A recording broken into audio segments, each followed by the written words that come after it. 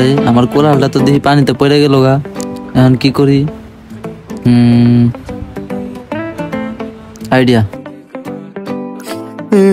আমার কোরাল পানিতে পড়ে গেছে গা।